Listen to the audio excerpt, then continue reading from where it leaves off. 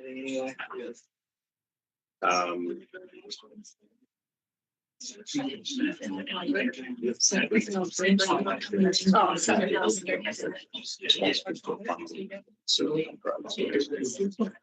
cities receive support from Rio to fund the design of offsetting costs and emissions design. So supported subject to Rio funding grant release from Rio.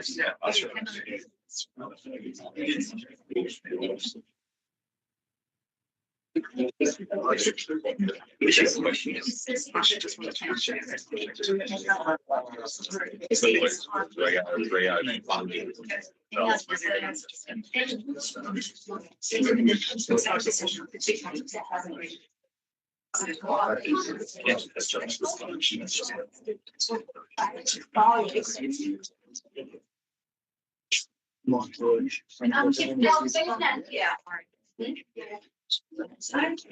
No, I'll bring it. Yeah. Hi. Did your daughter want to do a deputation today? Yes. Yes.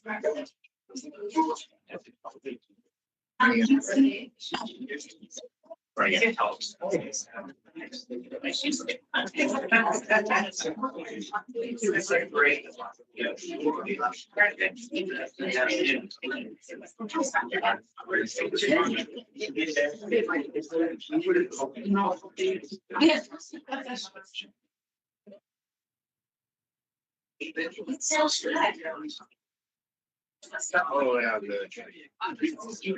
Anyone wanting to do public questions today? All right.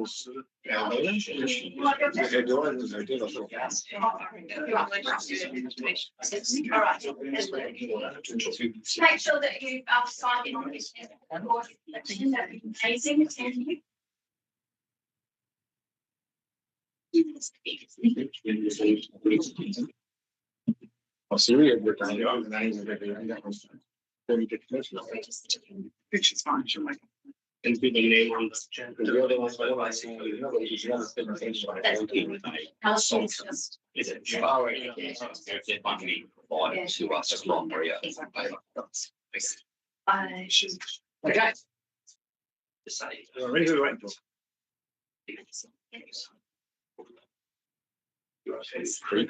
Previously. She was online. On her. I think it's indirect. It's indirect. Yeah, all right. Okay. All right.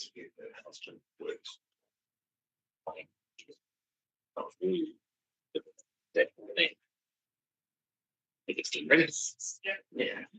Okay, welcome everyone. The meeting is open. I'd like to firstly acknowledge the traditions of the Ngarluma people on whose land we are gathered here today. And just let you all know today is actually, well, is momentous the right word? Or? Yep.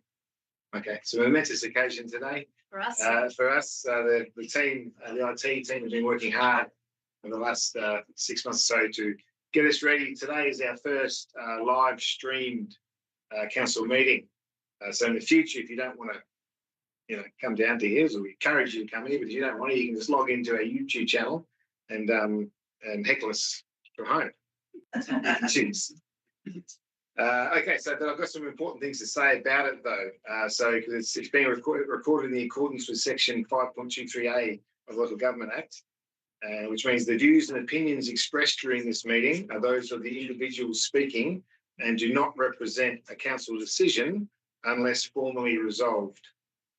Copyright of content contained in a live stream or recording resides with the City of Karratha and must not be altered or misused in any way. The reproduction of these recordings is strictly prohibited without prior written consent from the CEO of the City of Karratha. Okay, then we move on to item 2, which is the electoral of attendance. Apologies to leave. So we have all councillors here, apart from Councillor Roots, who is requested a leave of absence, who is not with us. All right, 3 is public question time, and we have nothing. No questions from the public. Thank you. No. Yeah. Just check on that. 4 is petitions, deputations, and presentations, of which we have a few. All right, so first I would like to invite Samuel. If I could, Mr. Mayor, just quickly say, through you, the Mayor, if I could request the council consider hearing deputations from members of the public who, due to valid reasons, missed the submission deadline. Their input on item 10.2, bike park establishment, could provide valuable perspectives that would assist us in making a more informed decision. Thank you, Travis. And that I have. There's a number of people today that I've given approval to. Because we got there late. The deadline's Friday, 5 p.m. But then this morning, some came through something yesterday. So I think as part of this item that these people doing deputations on, we have 4 people. That's enough to get a good view on what that community that's attached to it warrants. I encourage everyone in the future, if you want to do deputations, just anyone can do it. Just give us, get in touch with us, ideally the Friday before the Monday meeting, so that we know, who's coming and what time frames we can put around things. I appreciate it, Mr. Mayor. There was a few others that submitted emails but did miss that deadline. And I think, it's obviously a bit more time, but they have gone to a lot of effort to write speeches because they do want to get their opinion across. And we have talked before that we're not necessarily capturing everyone's opinions through the standard ways we communicate. So if we could allow a little bit more time for the extra couple that did provide an email, but after the deadline, it would be most appreciated. Yes, thank you, Travis. But I will note that, once a precedence has been set, it's very, very difficult to undo it. So I'll stick to my guns on this one and just approve the ones that I've already approved, and we'll get through it. All right, so Samuel. Good evening, councillors and mayor. My name's Samuel Isaiah. I'm a 17-year-old. I'm here to talk about the positive impact the bike park would have on Karratha and its community. Having a bike park with open gates at any time creates an opportunity for everyone in our community to come together. It removes restrictions and gives people a safe and enjoyable space to ride. As a young person, I believe this bike park would bring people together in a positive way by offering more activities for youth. It's something that can keep us active, engaged, and away from less productive distractions. As someone involved in both the mountain bike and BMX clubs, I know how important it is to have spaces for both organised and casual riding. But an open bike park like a pump track welcomes everybody, not just club members or competitive riders. It gives people the chance to ride purely for the joy of it, without the pressure to compete or worry about disturbing others. This bike park could also be a draw card for Karratha. We already have a strong infrastructure, and adding a high quality bike park would encourage visitors from other towns and regions to come here, explore the park and experience everything the community has. It is not just an investment in recreation, but an investment in Karratha's future. Thank you for considering this idea, and I'm confident it will strengthen our community and provide opportunities and make Karratha a better place to live. Thank you, Samuel.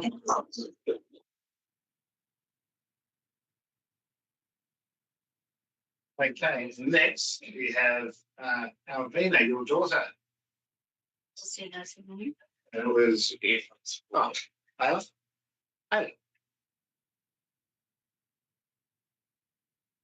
Hi everyone, my name is Ayla and I'm 11 years old. I have lived in Karratha my whole life and love it here.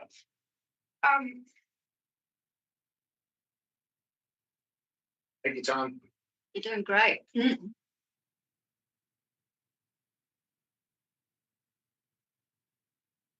I'd like to talk about ways how a new and larger bike park would benefit not just me, but everyone else in our community.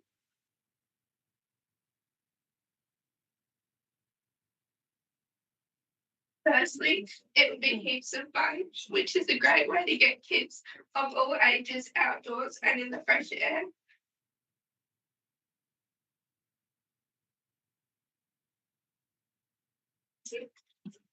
That will make us a healthier community, as it would be good for heart health, muscle strength, coordination, and bike handling skills.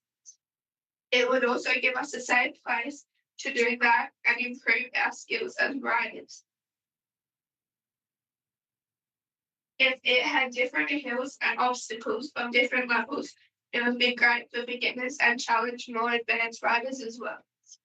Being a public space, it would mean anyone can afford to go there and would increase activities we can do in town. Also, I have been learning a lot about physical and mental health at school. A new bike park would give us an extra way to build new friendships and socialise, which is really good for mental health. Building social connections and learning new skills would help us build confidence and improve our mental well-being. I think that is a really great for our community. And lastly, I broke my arm last year while riding a bike, and a new bike park would be a safe place for me to regain my confidence and learn to handle my bike well again. Thank you for letting me speak tonight. Well,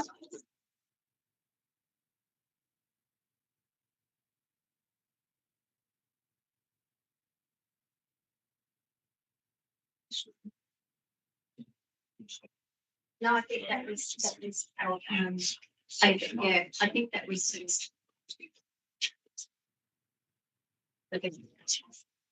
So next up is Alan.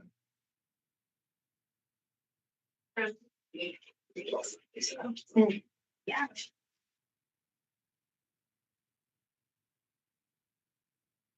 Good evening, Mayor, Scott, councillors and community members. My name is Alan Karratha and I'm here to advocate for the bike park development.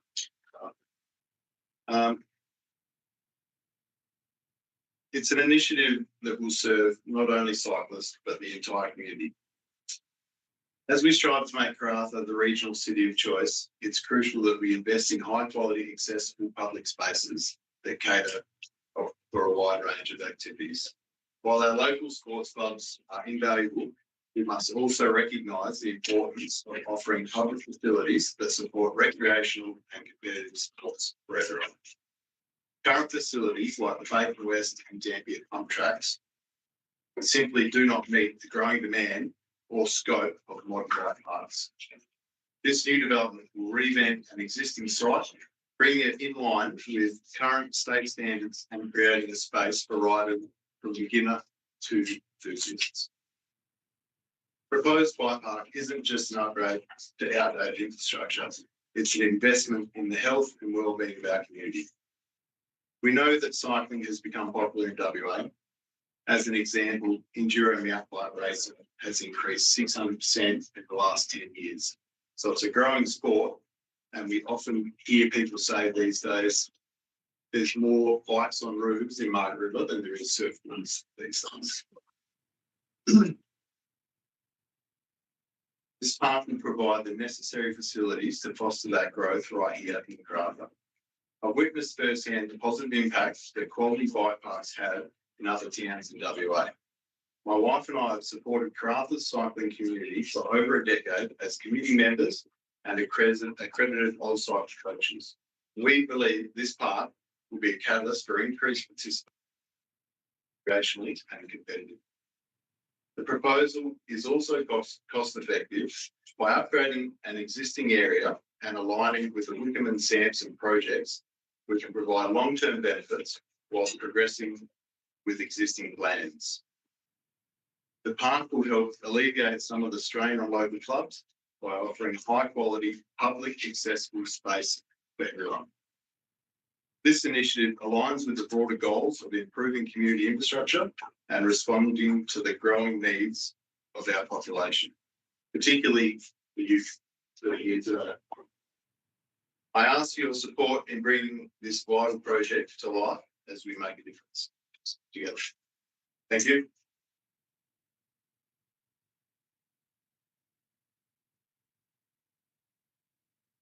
Thanks, Alan. All right, so now is there any out of those three people that serve into deputations, councillors got any questions of any of those members, community members? No? All right, next, can I get Madison or Owen? Who's doing it? Can I get an RFF?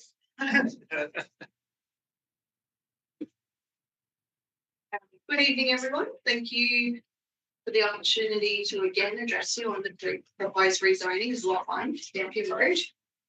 I would like to begin by acknowledging the collaboration we've taken with the city's planners since presenting to you last week. Through our discussions, we say we have worked constructively to refine our position and are seeking a resolution that meets both the city's objectives and our clients' aspirations. So thank you for receiving our alternate resolution to include a modification to the local planning strategy and the supporting amendments. I would also just like to note that I have included an updated concept plan that reflects the Gap Ridge West development and our legal advice from Belinda Morgan.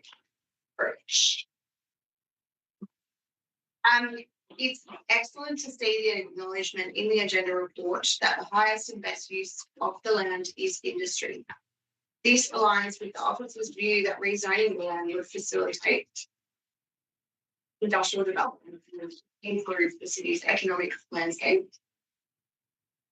As outlined in our supporting legal advice, the use of the land for industry was effectively determined when council facilitated the amendment to allow noxious industry use of Unit Block 500. We say that this historical decision established a clear precedent for industrial development of the area. We also say that the outstanding question for this matter is how we best consider orderly and proper planning. So we have two approaches in front of us tonight.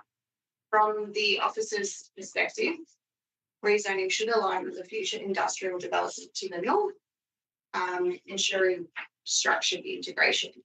But from our perspective, the land has the capacity to do that anyway, and you'll see that in the concept. We also say that a future developer, in accordance with orderly and proper planning, does need to consider the uses that exist. So at that time, it should be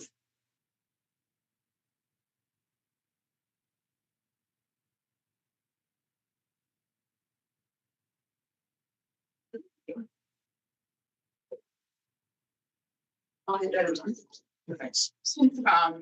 Thanks everyone, and thanks for having us again. Look, I think we as Madison said, we've tried to work constructively with the city officers to reach a solution that works for both parties. The fact of the matter is that we think zoning the land to industry now is an entirely reasonable solution, and it's what's reflected in our scheme, in our alternative resolution put before you. And ensuring that the land is also recognised in your local planning strategy through an amendment to the local planning strategy ensures that any future developer of the unallocated Crown land to the north must consider how it integrates with the already established lots in the area, not flipping it on its head and essentially asking us to consider planning for someone else's land in the hypothetical future.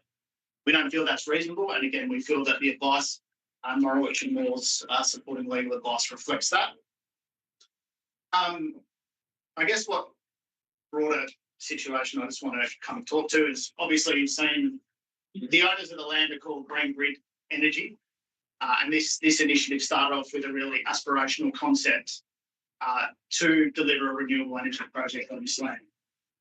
Now, unfortunately, the realities of the circumstance are the land is simply not big enough to make a feasible renewable energy project proceed. In that context, we started looking at alternative interim uses until we were able to achieve something of a higher and better situation. That's where the laydown project and approval was received. Now, again, unfortunately, as you go through these things, the civil works associated with that site and what people are willing to pay for just laydown just doesn't make it stack up over a 5-year period. What we have seen, though, through those engagements is a lot of big industry that needs large spaces, but also needs very high voltage power and needs to undertake some sort of processing with that laydown operation, which does not fit in a laydown use. These uses are related to decommissioning operations offshore and also related to added value fabrication of equipment when it arrives in Karratha. So what we're talking about here are opportunities for large-scale uses that can create new jobs, new skills, and new industries that add value to the existing industries we have here. City needs to remain competitive in attracting investment. And whilst I understand that this whole process may feel a little bit rushed, as we all know, and as I spoke to last week, this place turns on a dime. And unfortunately, planning processes, the reality are, just can't keep up with it sometimes. What we're seeking to do is provide a clear opportunity by progressing the strategy amendment and the scheme amendment in parallel. We don't feel that an industrial development zone achieves anything of material benefit, just as another layer of bureaucracy that we don't see how it will facilitate any form of integration into the north. What we can very, very clearly see from the concept plan you've all been provided that's attached to the agenda, it's actually not that hard to do. Finally, I guess I'd like to say, in terms of a deferral or an alternative, I guess, thing to push this further behind down the track, I guess that leads to a situation of inaction, provides uncertainty to the market, and it doesn't allow things to move forward with the pace and commitment that we have. Now, if anyone's worried about orderly and proper planning to close this out, if our amendment is initiated, it still must go through a thorough process. And if anyone along that journey, including the WA Planning Commission and Minister for Planning, feels that it's not in the interest of orderly and proper planning, let them make that call. I don't see why we would have to stop the process at this point, very early, through a long process that involves other decision makers who can think about it at that different level. What we're looking to do here is make decisions in the best interest of the city of Karratha that enable the activation of land to support economic diversification of our community. Thanks. Thank you.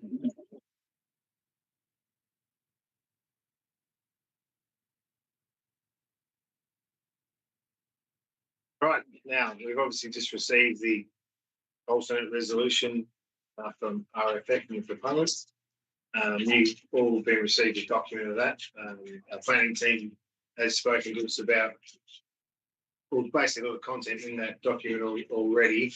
So whilst we have RFF in the room, are there any questions that you guys want to ask of them based on the communication that they've had with our city staff, the planning team, and the information that we've been provided, today as well from both RFF and from our planning team?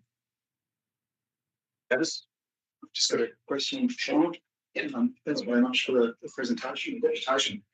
My understanding is that an alternative industry development zone has been discussed. Yeah. Can I please get an understanding of why that wouldn't suit the proponents next? It means there's another structure planning process to be undertaken. Typically, structure planning is related to subdivision of land, providing guidance for longer term subdivision. Now, this land can't be subdivided based on its current arrangement. It is a single lot. We have no intention to subdivide it. And I guess I refer to Belinda Morowitz, who says things better than me. When the city of Karratha chose to progress and rezone the adjoining land to lot 500, it predetermined the destiny of this land as an industry zoning.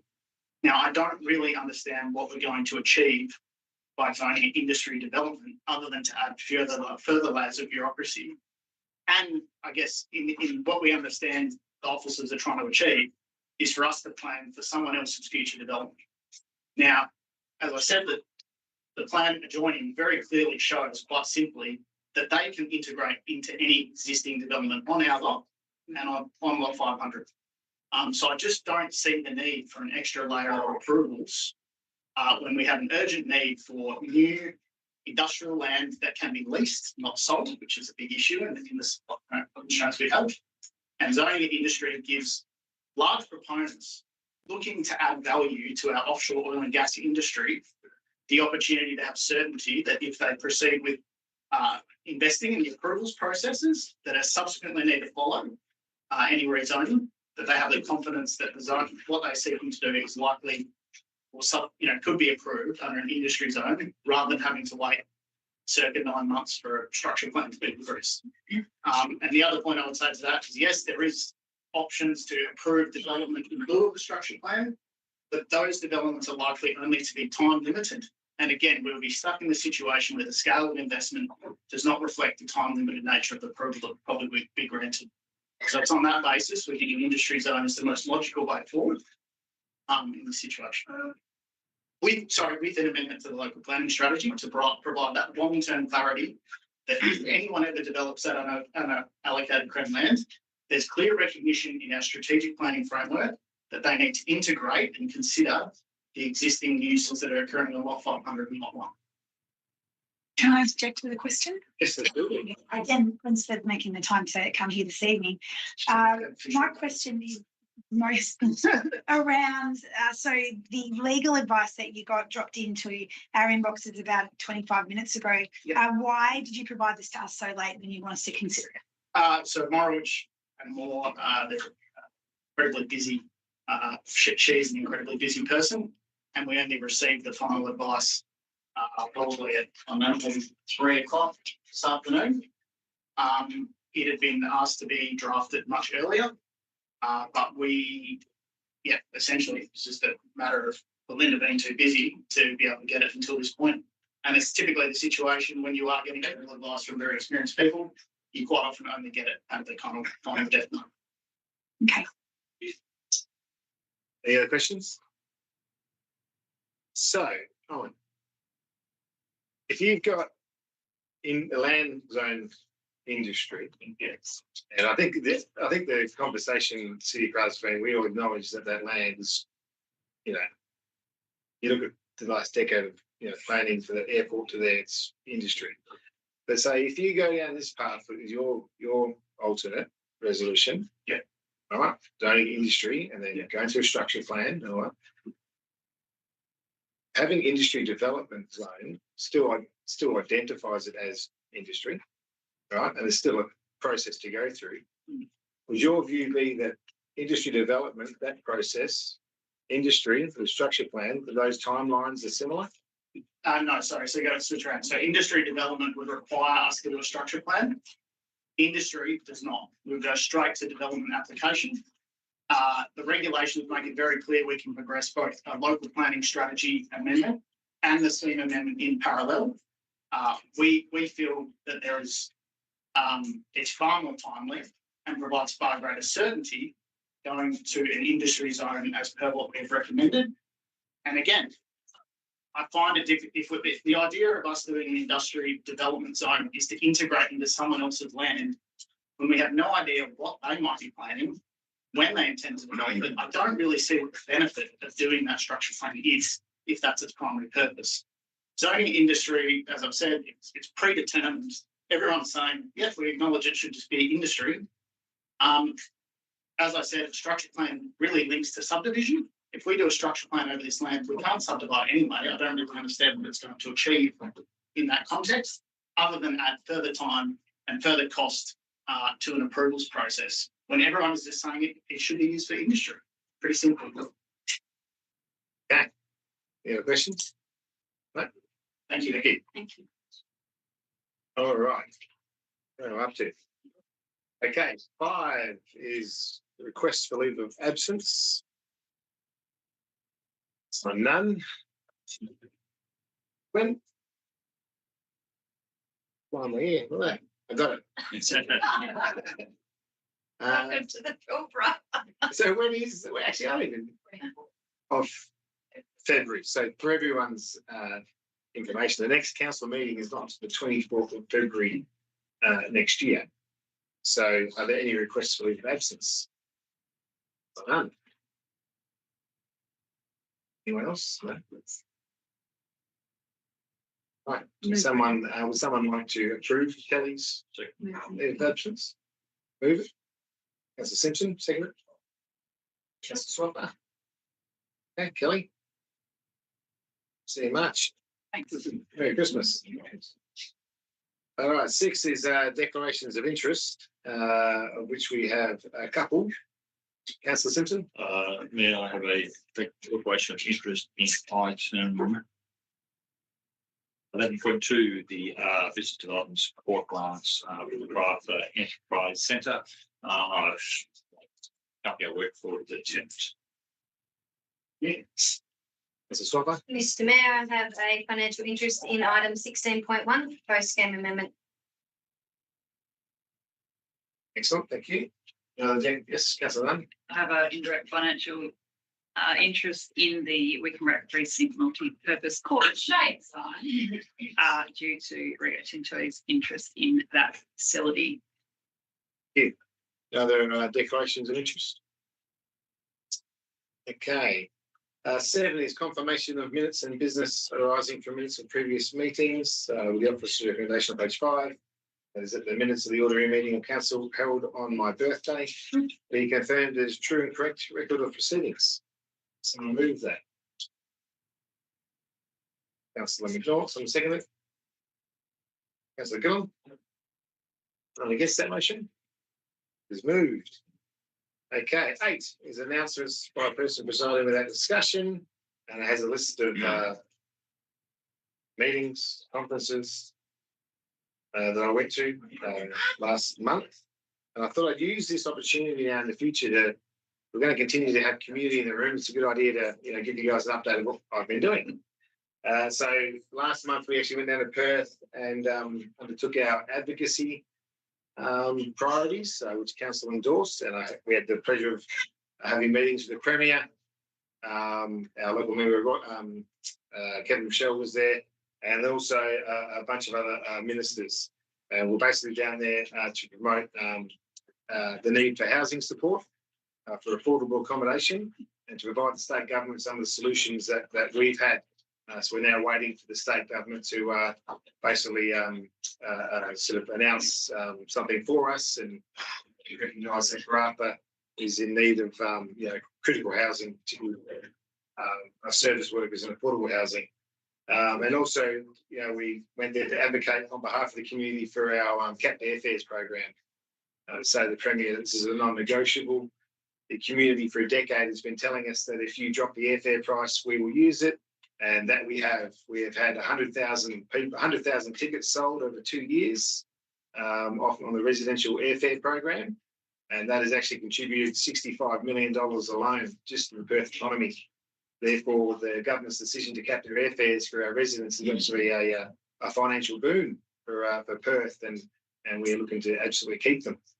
And also, just pushing some of our community infrastructure strategies. So I spoke to the Premier Ministers about the Dampier Marina, of which we've been trying to get since 2005. 2014, it got close, but land tenure issues with Rio Tinto and Dampier should be settled in 6 months. So we think it's timely to put the Dampier Marina back on the agenda for the community. And that is what I've been up to. Okay. Oh, I was going to do that later. I can do it now. And also, if people have read to the agenda, we also have Councillor McNaught is resigning and leaving our community. So firstly, I'd like to, just acknowledge and thank Councillor McNaught for his contribution to Karratha, not just as a local member of our council, but also as part of that strategic agenda that drove the outcomes in our city through his role with Landcorp and then Development WA in developing what won an award, and that was the famous the Balliera Pump Track Park.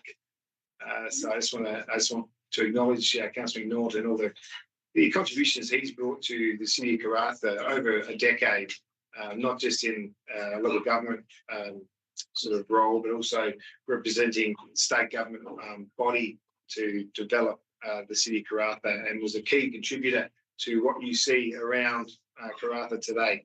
So thank you, Councillor McNaught. And what do I have? Oh, now this isn't, I know you didn't want a gift, so this isn't a gift.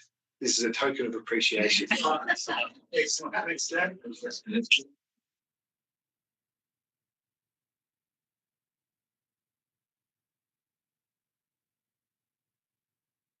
Thanks to all my supporters for coming and sitting on tonight. If you want to indulge yourself, this is your time.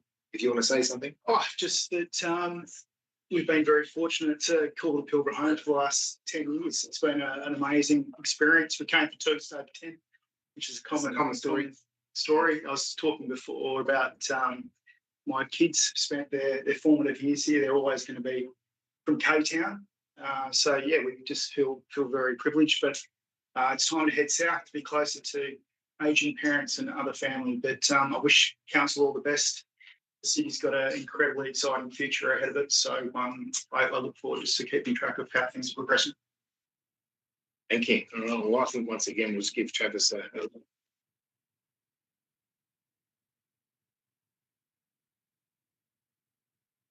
okay. Moving on. How could we forget? All right, 9 is have I missed something? Yeah. Oh yes, of course. Yeah. All right, because we went through this as a public briefing. So because we have some members of the community that are invested in only certain items on the agenda, as much as I'd love to hold you all here to the end of the meeting, I am proposing that we change the order of business of our agenda. So we're going to bring forward the first item we're going to discuss and decide on is 10.2, the bike park establishment. We will next go on to 14.1, notice of motion for a Royal Commission. And then we'll move on to 16.1, the scheme amendment over lot 1. So does everyone agree with that? We don't need. No, just need everyone to agree that's the path forward.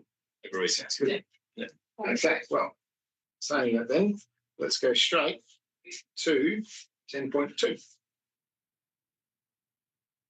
Okay, 10.2, bike park establishment, of which I have an alternate recommendation, or 2, and an amended recommendation, but what we've got is the one on the agenda and the alternate, and how we do things here. So we're going to discuss the alternate recommendation first. So the alternate recommendation is, this is from Councillor McNaught. That is a request the Chief Executive Officer to A, undertake site investigations and concept designs for a bike park in Karratha, recognising the opportunity presented to leverage the BMX/pump track projects already underway for Wickham and Point Sampson and the existing underutilised facility at Bulgara. And B, present findings and recommendations for the preferred site and designs for a bike park in Karratha to Council by August 2025. 2, approve by absolute majority the additional unbudgeted expenditure of $100,000 to procure a specialist consultant to undertake site investigations and concept design for a bike park in Karratha to be funded by savings identified in the next budget review. 3, acknowledge the Karratha Bike Park as a community-wide initiative designed to enhance recreational infrastructure and promote healthy, active lifestyles independent of any specific sporting or community group. And 4, commit to ensuring the Karratha Bike Park integrates with existing recreational infrastructure where appropriate, and the reasons for the alternate are written below. Now, due to all the information we've had in the deputations that have been provided, would Council like to suspend standing orders to discuss this? Or are you happy to proceed?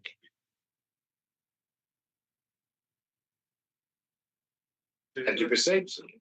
Okay. So with that recommendation in front of you, can I have someone move that motion? Councillor McNaught, someone to second it? Councillor Gillam? Is anyone against the motion? So none.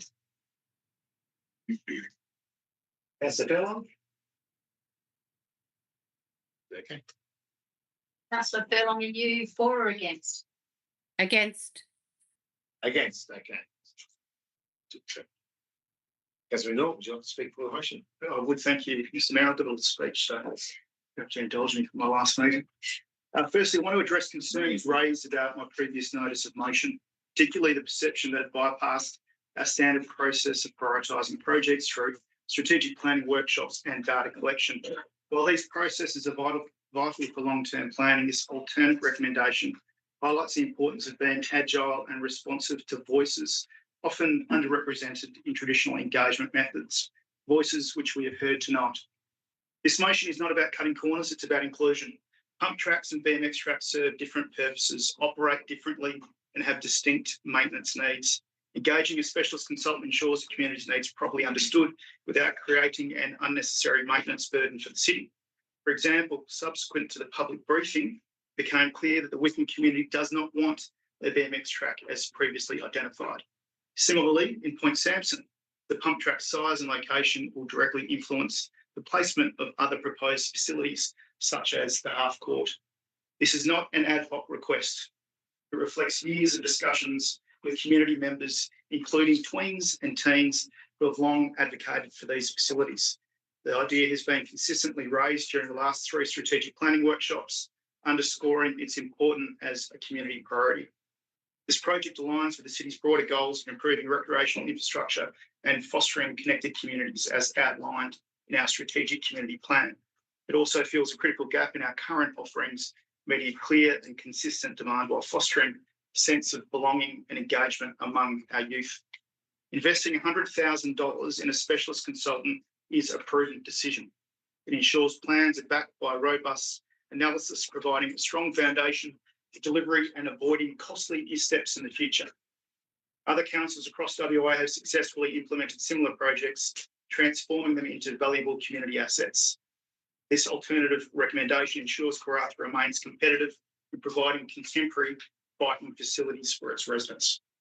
Tonight's discussion is an opportunity to act on the voices we don't typically hear from and to transform underutilised spaces like the ageing Bulgara bike facility into modern recreational infrastructure.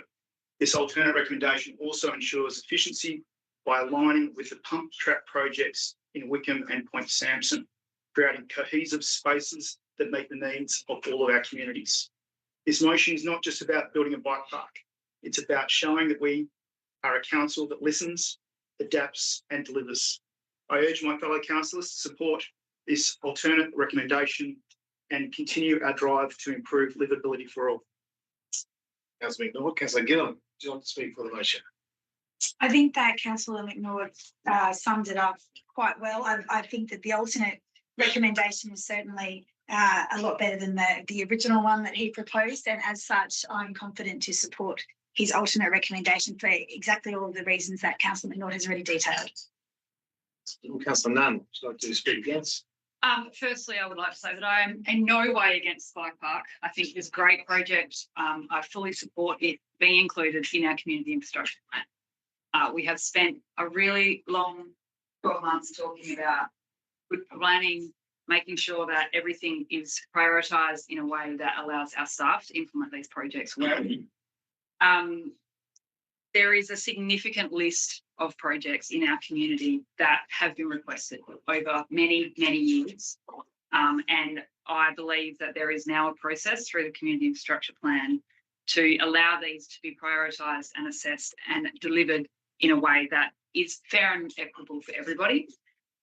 So I support the officer's comment regarding the consistent messaging that we have been putting out regarding community infrastructure plans, and would be really supportive of the bike park being included in our community infrastructure plan when it's job.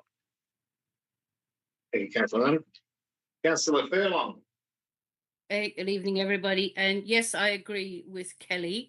I believe there is process for a reason. I do believe this is an ad hoc request.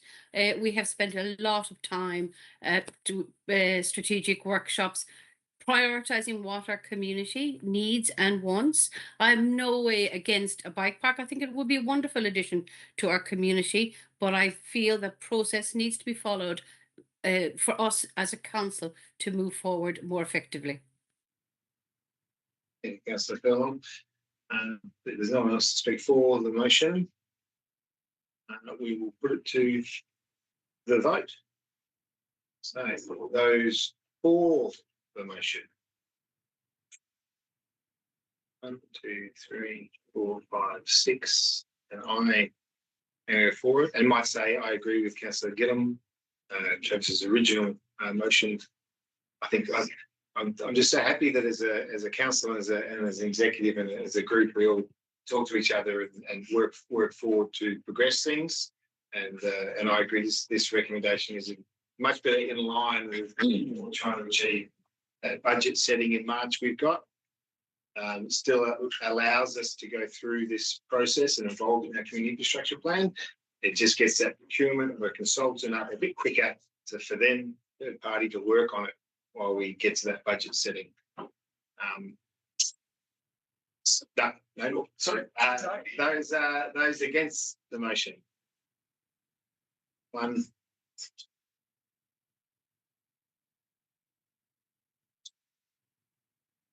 7-2. All right. Well, that motion, the alternate recommendation has passed.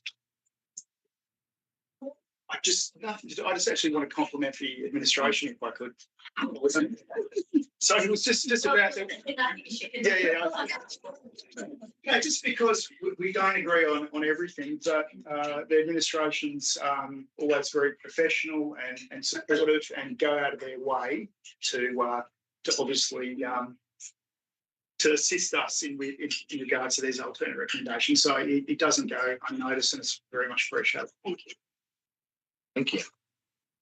Okay, so next is we're going to move to item 14.1, which is the notice of motion by Councillor Johansson for the Royal Commission into the COVID-19 pandemic response. Oh, yeah, those that aren't interested in any further, you may leave.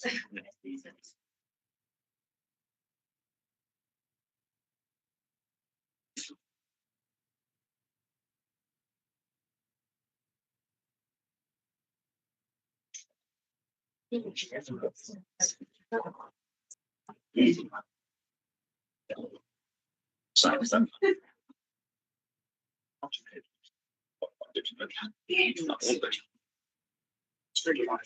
right. You get these people to be more engaged. I agree. Okay. 14.1,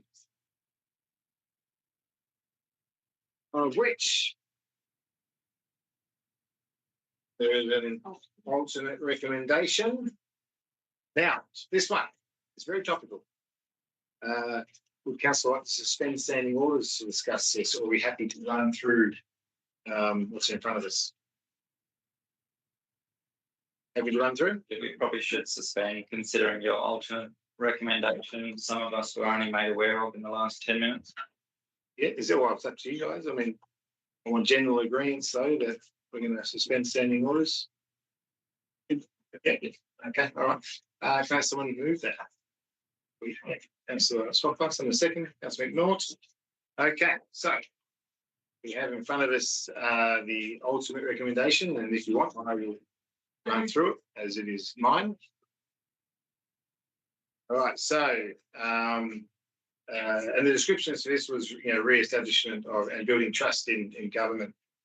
So my ultimate recommendation to the notice of motion is that Council note the results from the community survey into a Royal Commission for COVID-19, to provide the results to state or federal members of Parliament if requested, and 3, continue serving the City of Karratha community, and 4, to not allow in the future notice of motions from councillors that is related to state or federal politics, unless it relates to the City of Karratha's strategic community plan or the City of Karratha's advocacy priorities. And the reason for my alternative is because we all get to go around this community and talk to people, and myself in particular, through just my business and also being the mayor and being in this town for a long time, I get to communicate with a lot of people. And when I posed this question to them, I have not had a single response from anyone suggesting that, we go through advocating for a Royal Commission. And as Councillor McNaught said before about the silenced community, the ones that don't fill out surveys, the ones that, aren't necessarily heard from.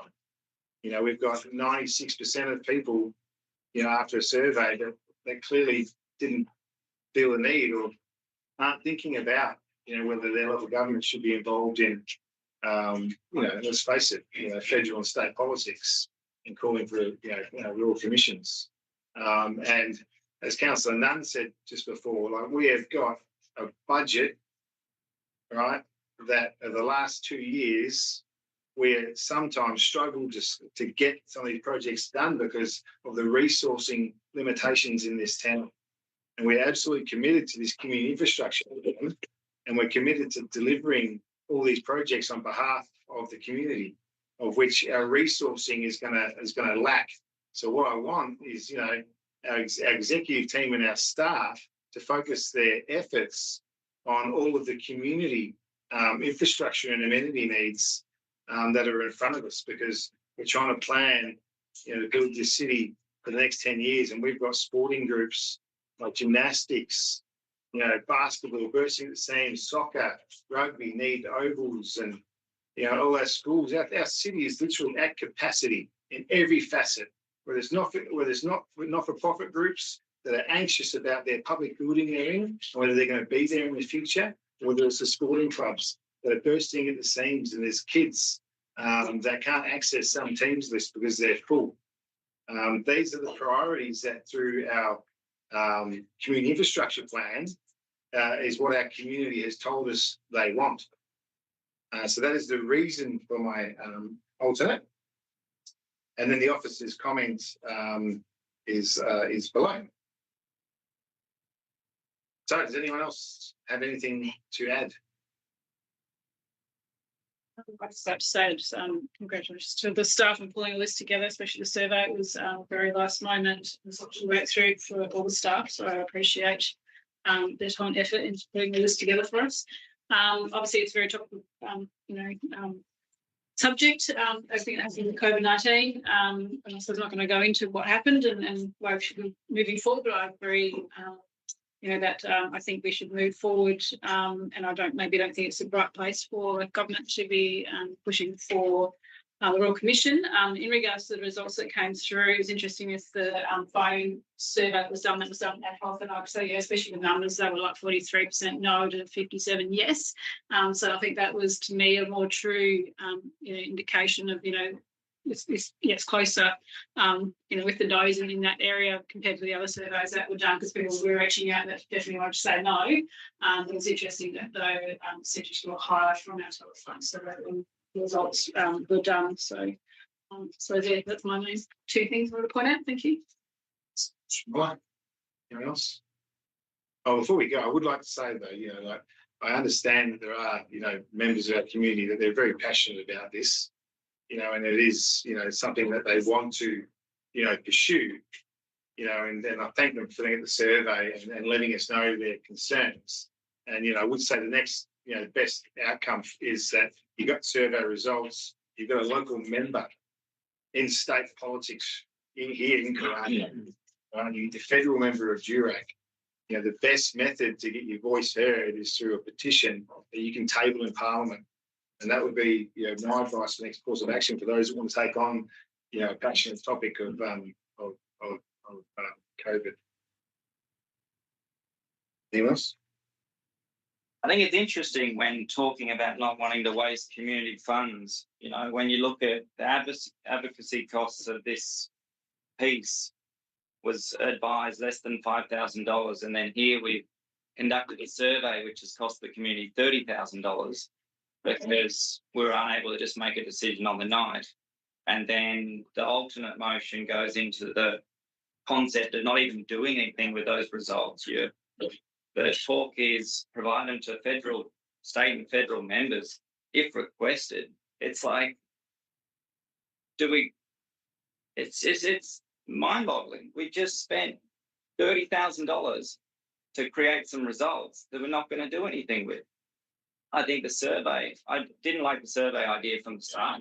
I think it's flawed because people in the community don't have the same information and facts that we do internally. The motion itself was clear. It showed how it linked to local government. I think if you look at the phone survey results, which is, it's probably the best one. It was 402 independent calls. So it can't be manipulated by either side. It shows, random calls were made.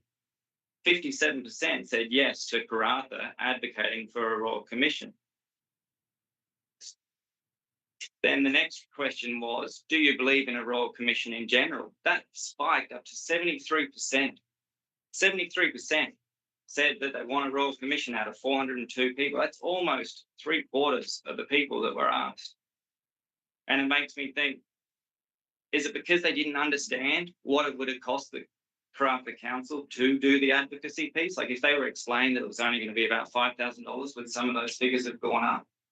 Because then you look at the next result, and it was, do you believe Karratha should send letters to federal members? So it made it a little bit clear what advocacy was, because you've got to remember, most of the general public don't understand what advocate means. They don't understand what advocacy piece means.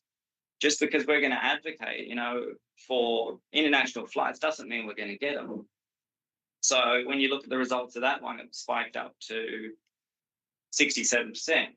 So it was 10% higher. That's 40 people more from the initial result saying 57% because they were unsure what Karratha advocated mean. But once you said send letters, 40 more people said, yeah, let's send letters. That makes a bit more sense. So then when you sort of then look at the next result was the 73% for Royal Commission in general. That's almost 3/4 of those 402 random people in the community that were called. You couldn't get a more cross-section, representation of the community. It shows that they wanted it. It shows that we deserve answers. And to say that, to go into point 4, to say no future notice of Royal Commissions, whether it's state or federal matters, to be honest, we're not just ratepayers, we're taxpayers. Everyone here contributes to state and federal government. And it's in our best interest to pay attention to what's truly happening. If we're just going to simply complain about taxes, nothing will ever get done.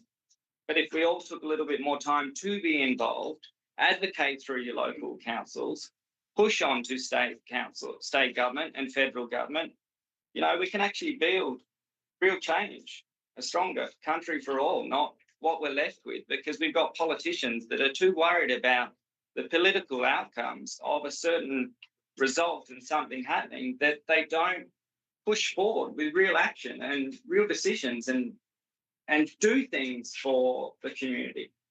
This is something community members have asked for. We've put it forward.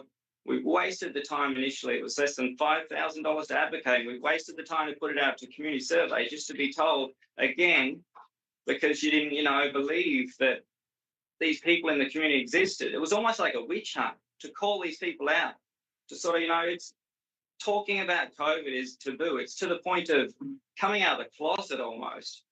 It's something that a lot of people don't do. People are still dealing with stresses and PTSD issues. I have people messaging me saying, it seems like the council's not ready for this, maybe they're not ready to talk about this. This has been over 3 years now. This should have happened already. It's something that, why are we wasting any more time discussing, please explain to me which bit doesn't fall into local government sort of role. Is it the advocacy? Because we're voting on something later tonight that is an advocacy piece and it's got 7 different steps in it. Sorry, I said shit, but at least let's use the other word. So the advocacy thing's sorted. And if it's in the health sides of it, we've got a public health plan, which I came to council back in February and I presented a motion back in February saying that the council should get out of, public health matters. We should be neutral on the subject because the council has an advocacy piece that they support vaccination. And it's in the public health plan. So that shows you there alone too, that we're involved in public health matters and we're involved in advocacy. So which part of this Royal Commission advocacy doesn't fit into our scope? Because I would like an answer on that. On the public health plan, for example, and the advice that we even get from government, Department of Local Government, is that the public health plan is administered by the state, and we roll out the local health plan based on the state's public health plan. And people have got to remember this local government, right, works for the state government. And we don't exist. We are an arm of the state. So the state has a public health plan. That is what we deliver on behalf of the state. That's how that goes. Regardless of whether it's dangerous or not for the people that are receiving the actions of those health plans. I'll say. Well, sorry. Like, you know what I mean? Dave? Yeah, Penny, but we can't. I know you guys have got to answer. Yeah, Penny, to we, your bosses. sorry, but we can't have the public interjecting into council debate. Sorry. Now, the advocacy piece as well, you know, like, you know, it's just, listen, it's my view, and it's for people to agree or disagree, right? We're in a democracy, right? But, you know, when we step into the spaces of state or federal politics, we lose focus on our community and what we as a local government are actually supposed to deliver on. Now, and that's what I believe. If we spend more time on state and federal politics in the future, then we just lose focus on what is really important to those, you know, members of our community. Now, I'm just giving my feedback on the people I talk to, right? Now, you've all got your own views, and your own community groups, and your own people you talk to. So the discussion, the table's open for discussion. If anyone else wants to add their thoughts. Just, Dan, I'm glad that we went through the survey process. Because for me, it confirmed what I'd been hearing out in the community, that people do care about what happened during COVID and the fact that there is still impacts amongst the community. As far as our position goes as a local government, I mean, we're the closest tier to the community. So, you know, we should advocate for them when they ask us to. I think the community has spoken, and obviously we need to decide as councillors what is the best way forward. But as I said, I'm glad that we went through that process. Anyone else? On your point too, where it's got provide the results of state or federal members of parliament if requested, what do you believe that they're going to request that information, or what? Well, I figure, I figure that, you know, the survey is still good because you still get results from a segment of the community, right? Those that are passionate about this topic. Now we know there are federal members of parliament right now who are advocating for a royal commission right now. So if those people that want to pursue this, if they want to get that information from the city of Karratha, right, as they're pursuing their path of because only a state or federal government can call for a royal commission. They're the only two bodies of government that can actually call for a royal commission. So if they want that information from the Karratha, it is available to them. And it is up to those in our community now to make them aware of that. That is my intention with that point. Dan, hasn't the hard work been done though through the survey? Now that we've got the results, obviously a decision needs to be made here today. But then we're only talking about writing letters to federal members of Parliament. Yeah. And also, I just feel that it's your point 4 is a bit dangerous, mate, because you don't know what's going to happen in the future, where we do have to represent the interests of the. This isn't about not advocating. Right, we can all have a discussion and we can all agree around the table on advocacy priorities. This is about people individuals bringing out notices of motion, throwing things on the table, right, that relate to state or federal politics, which is outside of our realm. We're in local government, right? If we want to advocate as a group on things, we have plenty of opportunities, right, as a group to decide on our advocacy priorities. This is about notices of motion that relate to state or federal politics, which in my opinion is not our realm. You're right. It's only state or federal that can call for the Royal Commission to be done. This is just showing there's community sentiment that it's out there. Yeah, and I agree. Does anyone have like a grandparent in a nursing home, aged care facility? Yeah. Anybody? I want to bring your attention to the Royal Commission into Aged Care, Quality and Safety 2018 to 2021. Local Local governments across Australia have played a key role in highlighting the aged care issues within their communities. If it wasn't for local governments, that Royal Commission wouldn't have ever got off the ground. It was through local government advocacy that Royal Commission was engaged. Local governments, the Royal Commission examined systemic failures in aged care, including neglect, abuse, poor standards of care. It delivered a comprehensive final report in March 2021. Now, that might not have been on their strategic community plan, but I thank God, like for the councillors that sat around the various councils around Australia at the time and chose to advocate for that to happen. Because that's our role, to advocate for the community. Yeah, no, well, I don't agree it's not a role to advocate, but we have. Just what you want to advocate on, is that right? We have advocacy priorities, and as a group, we decide on it. As a group, and we're as a group now today. This is just my opinion. You know, this is a table full of people to make a decision. So, if there's any other questions or discussion anyone like to have? No. All right. So, can I have someone move to go back into standing orders? Councillor Nunn, someone second it. Councillor Muller. Okay, so you have this one in front of you. If you agree with this, can I have someone move the motion? You can. Motion. Oh, right, well, I can move it. Yeah, I'll move my motion.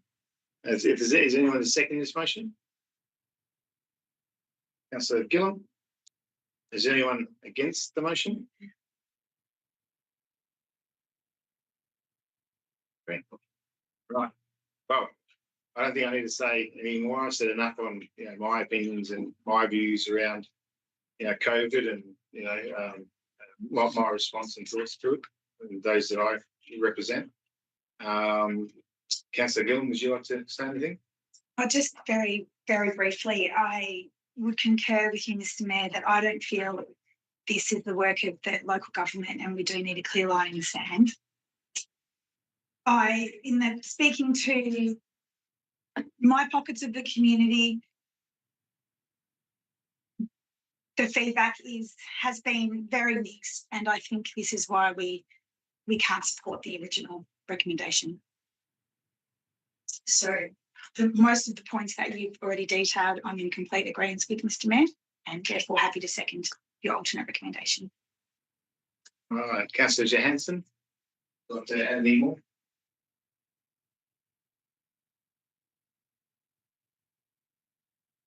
Yeah.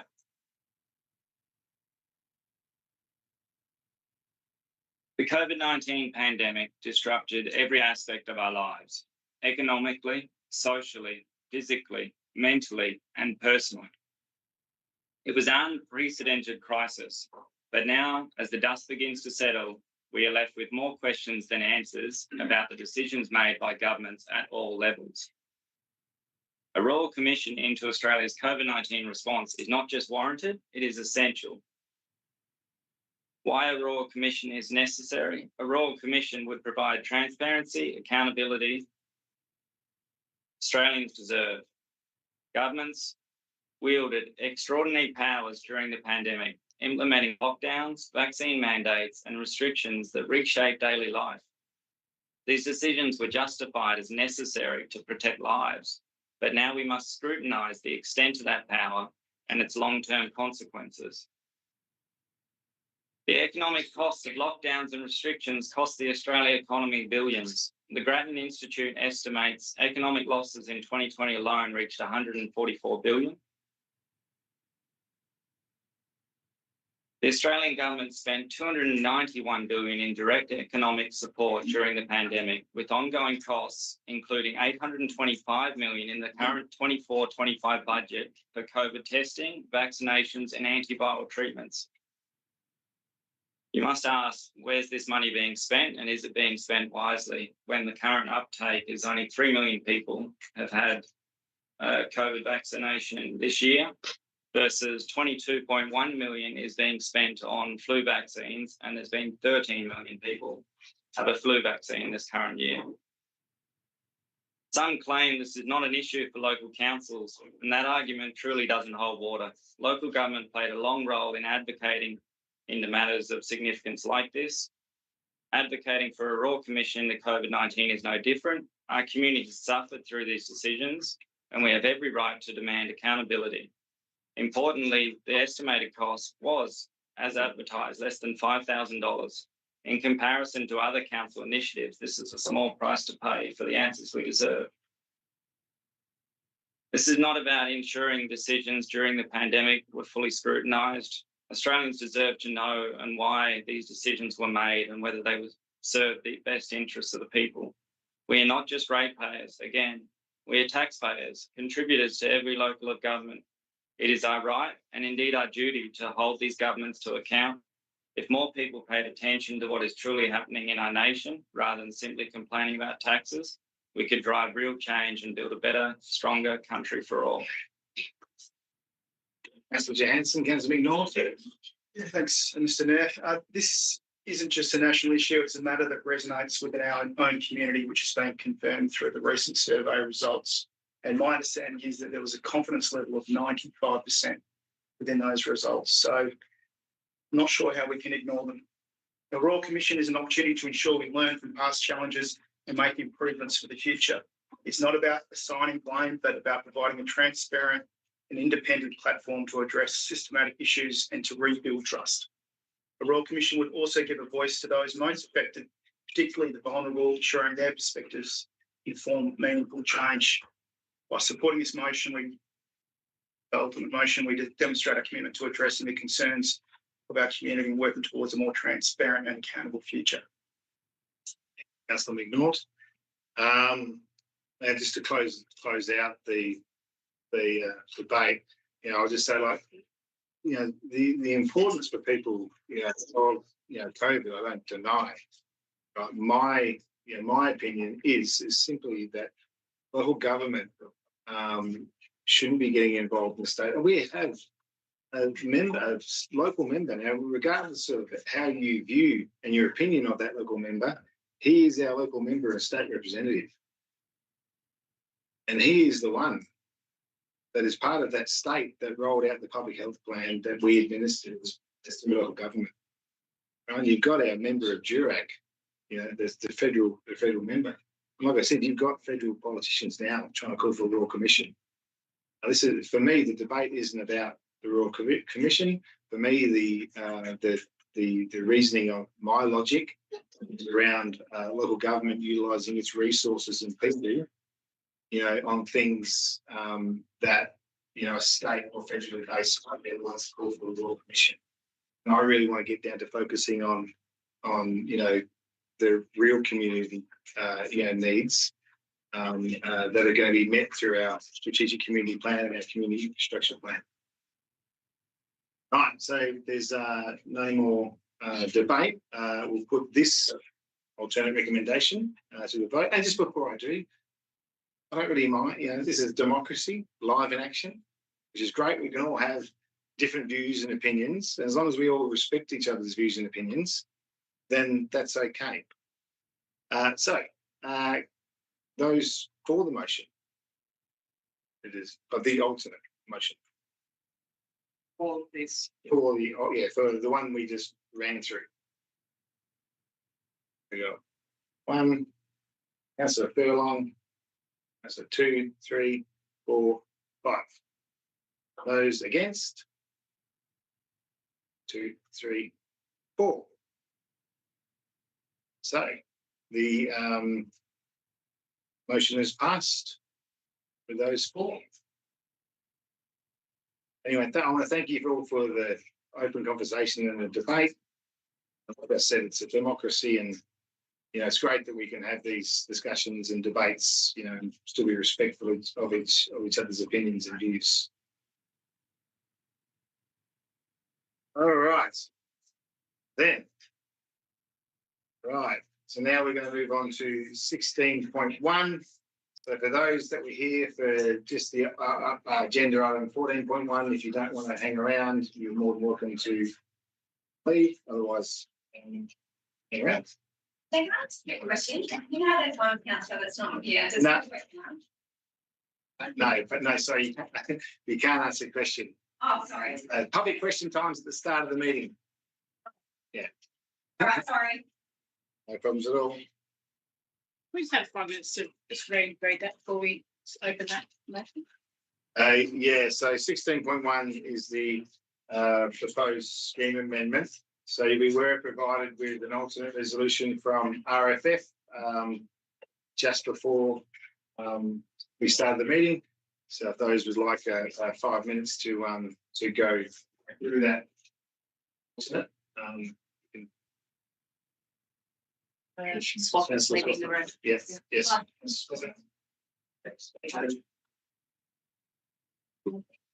Right now, this normal process should actually be spending millions of Single question. Okay. if that's, I think if that's proper process. then- Right, so what we'll do, guys, is because it's like a proper process, we'll adjourn, we'll like officially adjourn the meeting for 5 minutes, so everyone can get their head around the alternate resolutions. To the meeting. Probably have a movement seconds. You need a representative. Yeah. Yeah. Probably should, yeah. All right. Excellent. Well, so second that we're adjourning the meeting.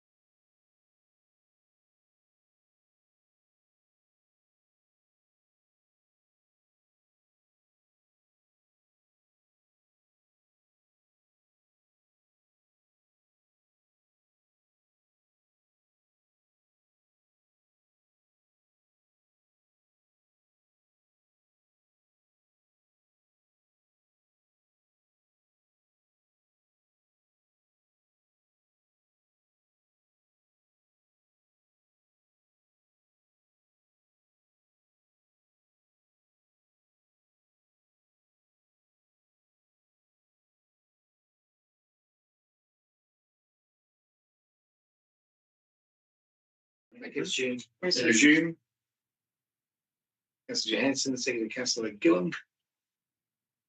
All right, so we have 16.1, which is under my heading, proposed, under urgent business approved by the person presiding, as we've all been in a rush over the last month to get this on the agenda for the end of the year.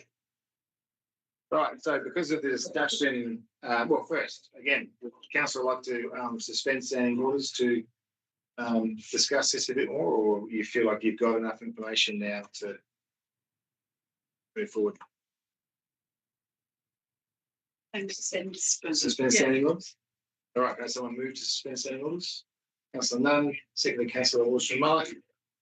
Okay, so obviously this week there's been a lot of communication between the planning team, the CEO and the departments. And hence why there's been an alternate recommendation recommended, which is through my channel.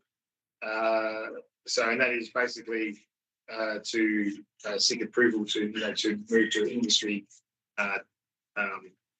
development use instead of an industry use. And then obviously after this we've got this alternate.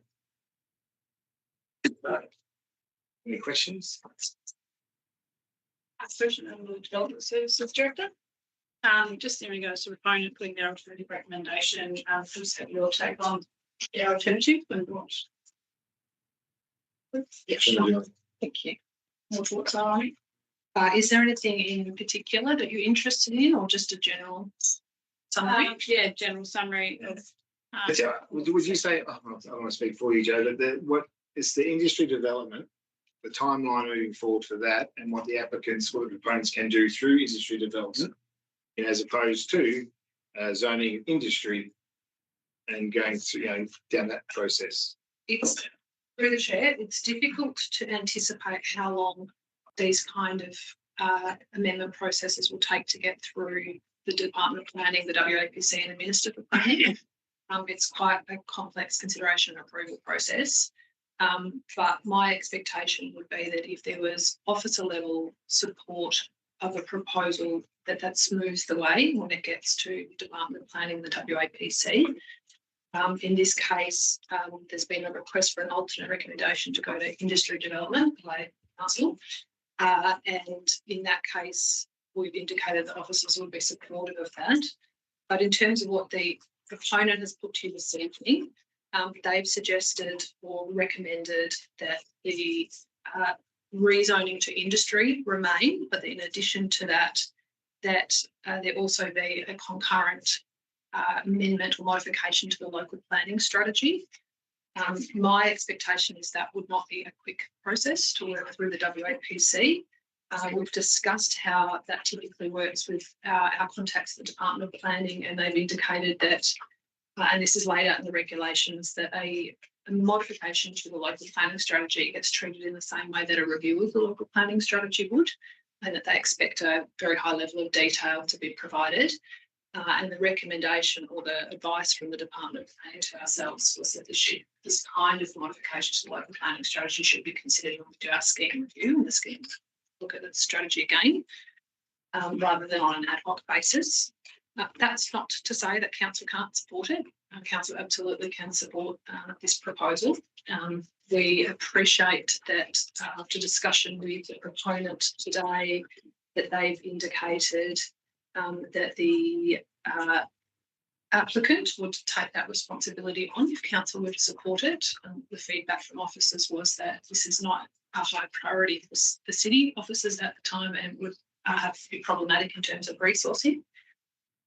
And I note the advice that's come through from Morrich & Co, and I suspect that the bulk of it has been addressed should council choose to support industry development zoning rather than district.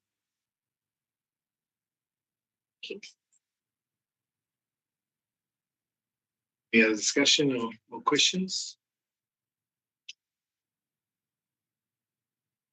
Does someone have to put their name to this one that the proponents brought in. Yes, that's correct. So there's two alternates and someone would need to move and second.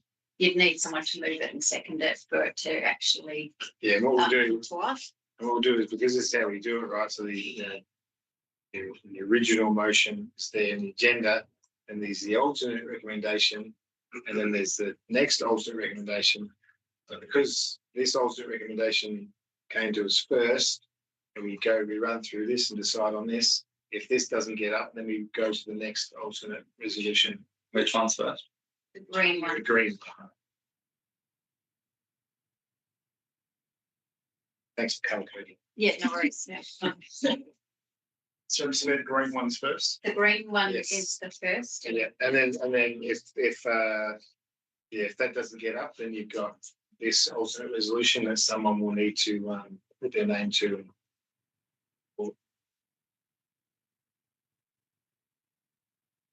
All right, so are we ready?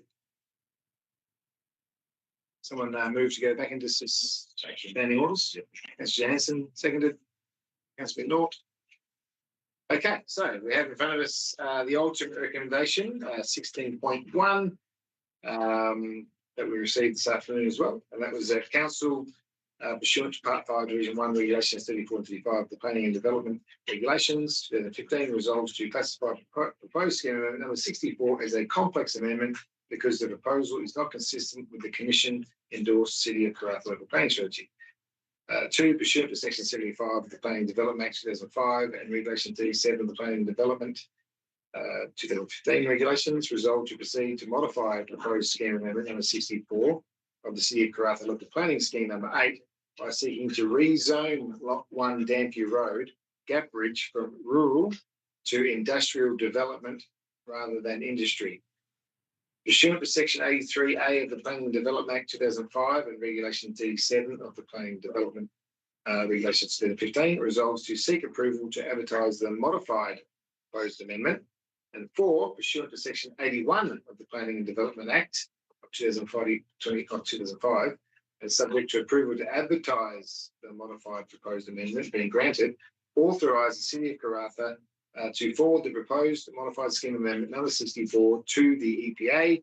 And 5, pursuant to Section 3.1 of the Local Government Act 1985, resolves to offer to work with Development WA to progress investigation and planning for development in investigation area 9, Gap Bridge North, including Lot 1 and Lot 500 Dampier Road, Gap Bridge. And the reason for this alternative is that the proposed change is sought to allow a path forward for the applicant that supports future use of the site for industrial land purposes, but requires additional planning prior to development to ensure that any development adequately considers the broader development context of the area. Now, as this has come through my channel, I will move to get this on the table. And I have someone second it. Councillor Walsh-Muller.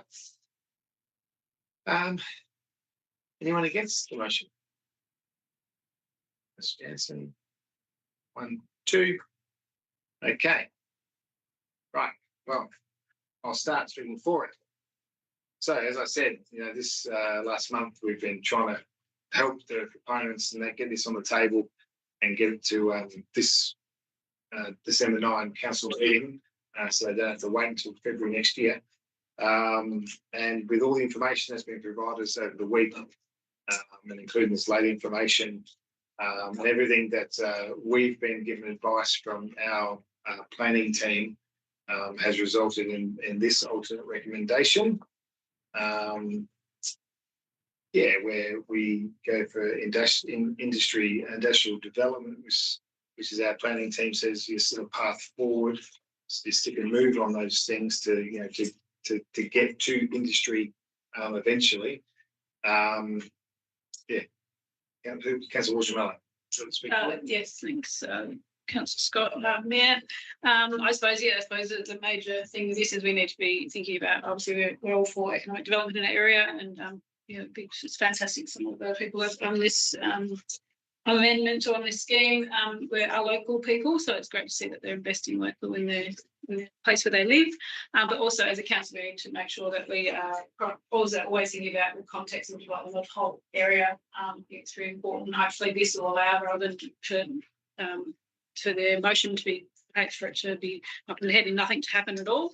I think this is an alternative recommendation that hopefully we can move forward, and hopefully they can get everything done and move forward with the proposals. Yeah. Councillor Johansson speaking against the recommendation. Against the green one. The green one, yes. Against the green.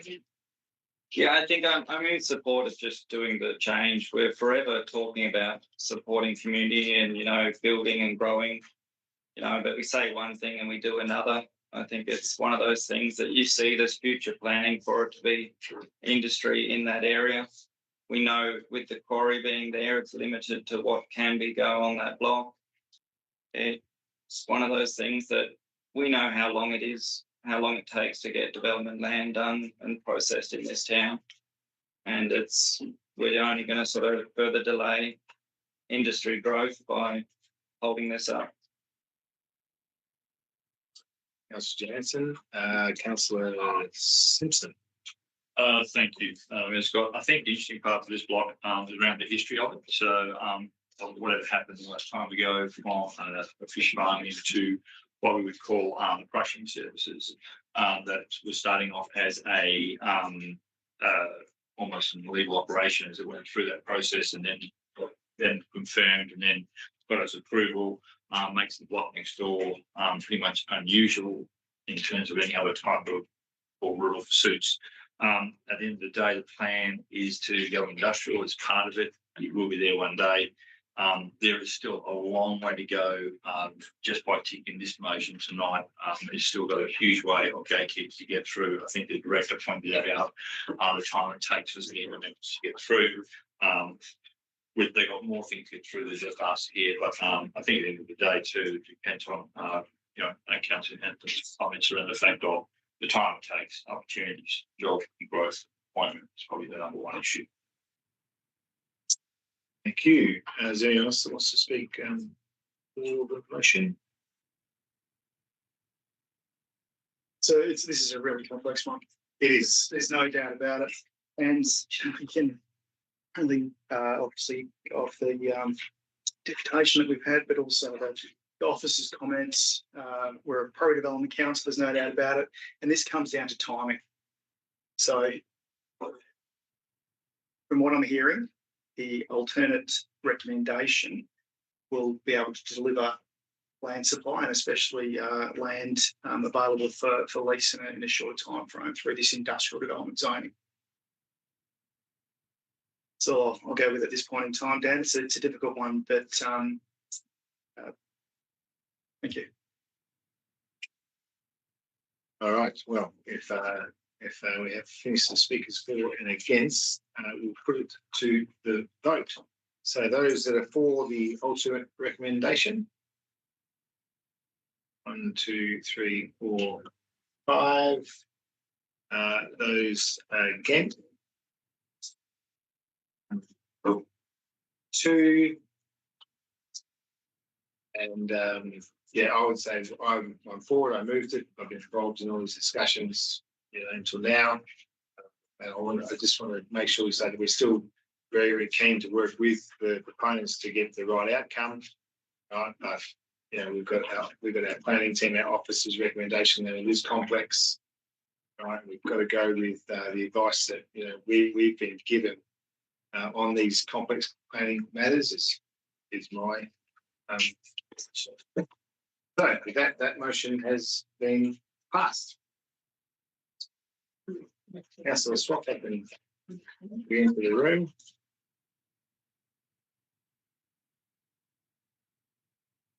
Yep, come in now.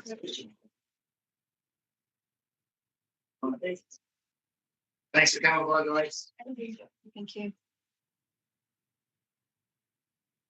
Where are they going? So yeah, so that's the public comments.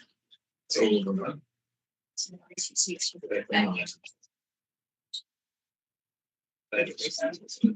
Yes, back to 9.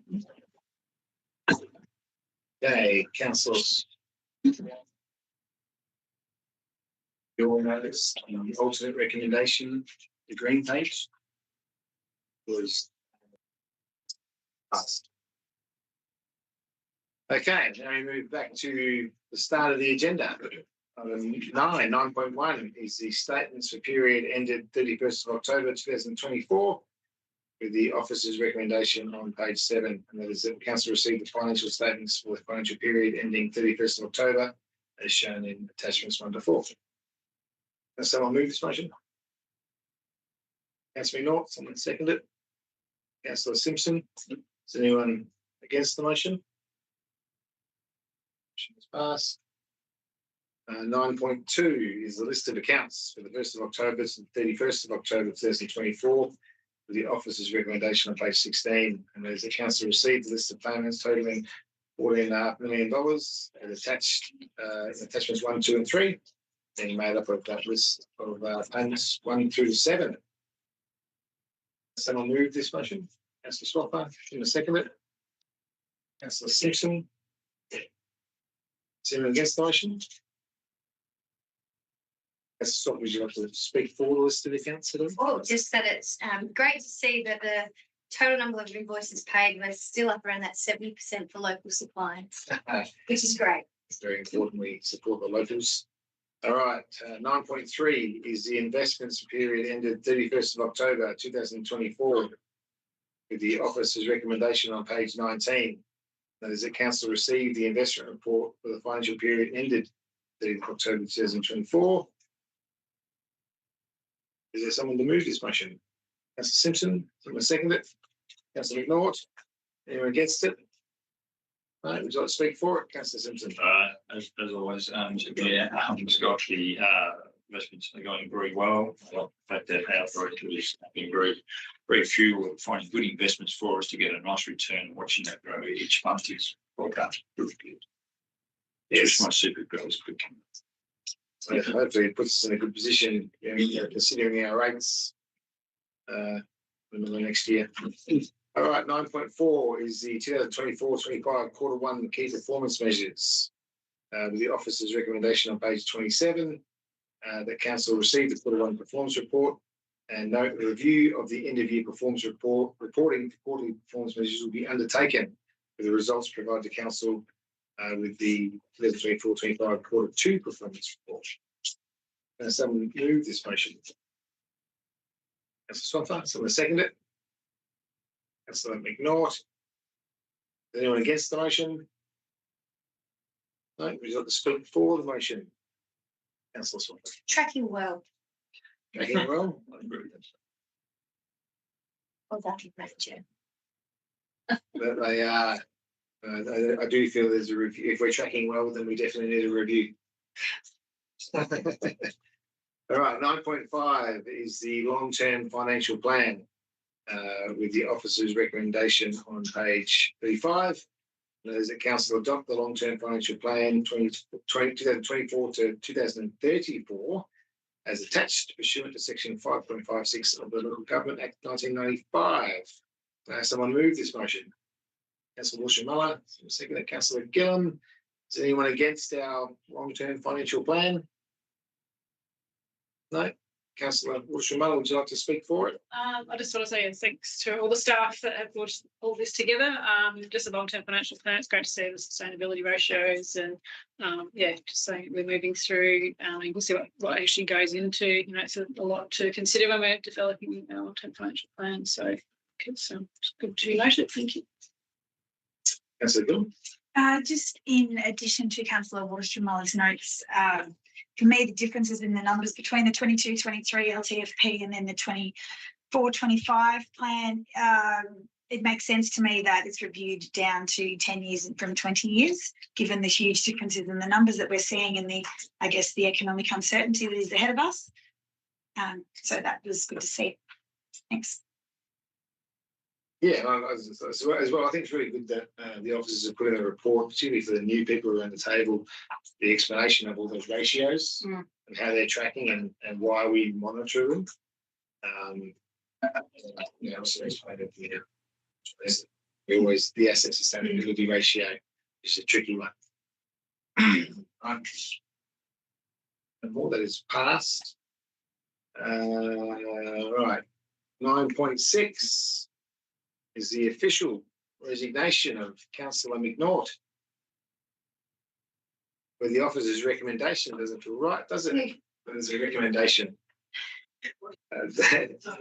That's on page 43, and that is that council accept Councillor Travis McNaught's resignation and acknowledges his commitment and service to the council at the City of Karratha, and to request the WA Electoral Commission to approve the seat to remain vacant until the 18th of October 2025 ordinary election in accordance with section 4.16 of the Local Government Act. With all the background there. So can I have someone move to unshackle the chains? That was quick. I'm actually leave. Councillor Waterstrom Muller, is anyone against it? To keep Councillor McNaught. Right, is Speaker 4, Councillor Gillum. Yeah, this one's a hard one, Councillor McNaught. I'd like to acknowledge your commitment and service as it's written in the recommendation. Thank you for all of your hard work, and thank you for all of your sound advice that you've provided all of us with. We're going to miss you. I'm going to miss you physically. I'm going to be lonely down the end here, but we also as a group are going to really miss your sound input that you give us, and you're always so measured and so calm. Even when we all lose our tempers, you're there measured and calm, and we really appreciate the input that you've had. Thank you. Thank you. That's why I put my hand up. Tell to us. say something. So, yes, thank you very much, Council, not for your efforts, but not only into local council, but for the community and to your family. You've all put lots of hard yards in, and we really missed having you guys in our community. And we'll just wish you all the best on your further endeavours. And thank you for all the other roles you've played in our community as well. Thank you, Jane. Appreciate it. Thank you. Is anyone else that would like to speak for the motion? No, I think we're all going to miss you, Travis, and yeah, and wish you and the kids, and yeah, we wish you all the best in your next chapter of life. And I'm sure that a bedroom will be available for all of us. Actually, we'll be driving to Perth and need to have a rest stop. Only 200 metres from the beach, Dan. So come on in. Stop Bring your windsurfer, by the way. It's a bit blowy. Okay, well, that has been passed. Travis is unshackled. All right. 9.7 is the live streaming of council meetings new policy with the officer's recommendation on page 48, and that is that the council adopt the new policy, council policy CG 21, the live streaming of council meetings as attached to this report. Someone like to move this motion? Councillor Simpson, someone second it. Councillor Swaffer. Is anyone against the policy? Can't be, it's legislated for next year. Right, someone like to speak for it? Councillor Simpson. Yeah, thank you, Mayor Scott. I think this is a great step for us. It's now bringing us in line with the Act, but also that another level of transparency. Our community can now watch the proceedings of our chamber from the comfort of their own chair, but also gives that another level of transparency and accountability as well. You, Councillor Swaffer, to speak for the motion. I will just echo Councillor Simpson's that it's great that we can have community input, and it's been a great change along the way with the public briefings as well, and seeing a lot of community involved in the council meetings, and this is just another level of increasing that. Yes, you. All right, well, that motion has passed. 9.8 is the November 2024 budget review, the officer's recommendation on page 51. And there's a council by absolute majority pursuant to regulation 33A, section 3 of the Local Government Regulations, adopt the 2024-25 first quarter budget review, which results in a proposed surplus of $13,510 as at June 2025. All right, can I have someone move this motion? Councillor Simpson, someone second it? No one? Yes. The office has put a lot of work into this budget review. And so, you know what, is anyone against the budget review? No, you like to speak for? Thank you, Ms. Scott. Yeah, well done to the Director of Corporate Services. Great to see a surplus, good. It's good in your books, it's good management. That is a really good outcome. Yeah, for such a big budget, get that quite spot on. Well done. Who's saying it again? Councillor North, so to speak for. So thank you, Mr. Mayor. Yeah, I echo Councillor Simpson's thoughts, although we're mindful that at the next budget review, we'll see how we're tracking. We'll take a long email. Okay, that motion has passed. All right. 10 community experience reports with 10.1 being the community infrastructure planning framework. And the officer's recommendation is on page 55, and that is that council endorse the draft community infrastructure planning framework and provision standards. And 2, note the draft community infrastructure planning framework and provision standards will be used as the basis for the analysis and identification of required community infrastructure in the community infrastructure plan and for any future community infrastructure planning assessment. I have someone move this. Councillor Wilshamala, seconded Councillor Nunn. Would you like to speak for it? Councillor Wilshamala? I've been waiting for this to happen for a very long time, so I'm very excited that this is been investigated and we've actually got a plan moving forward. I just think it's pretty important that we look at all our infrastructure, what's not being used, what is being used, and what our needs are for the future. And I think it's important that we have a plan around this. So I'm really excited to see this be approved. Thank you, Councillor Nunn. Agree. I think this is a really important piece of our strategy work, and I really look forward to seeing final outcome. Yes, me too. So, yeah, it'd be great to see what we can start delivering and prioritising over the next decade. That is passed.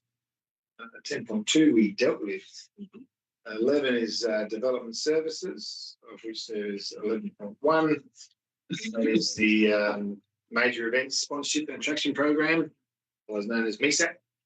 Proposed regional sponsorship for the Karratha Experience 2025, with the officer's recommendation on page 75, and that is that council approves sponsorship funding to Campbell Management Services, trading as CMS Events, Western Australia, as follows. So a grant amount of $15,000 to support the Karratha Experience in 2025. Can I have someone move this motion? Councillor Gillam, someone second the motion? Councillor Nunn. Anyone against the motion? No? Councillor Gillam, would you like to speak for? Sure. So this is an opportunity for us, the city, to support our neighbours in the Ashburton Shire.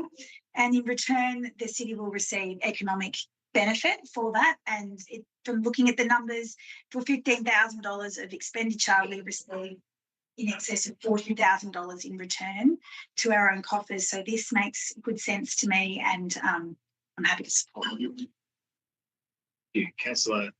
Yep, happy to support local events in the Pilbara, wherever they may be. I think this also allows an opportunity for Councillor Swaffer's map that she shared recently to include. I agree, and the hope was for the Karratha Experience that it would become like the Kimberley Moon. We'll get there one day, but had a few hurdles to jump over the last few years. So fingers crossed next year we continue to support it. We will get a major event in our neck of the woods that can be comparable to the Kimberley Moon Experience. All right, that motion is passed. 11.2 is the Business Development Support Grant application for the Karratha Business Enterprise Centre, of which, Councillor Simpson, what was your partial? Just be partial. Partial? Yep. Okay.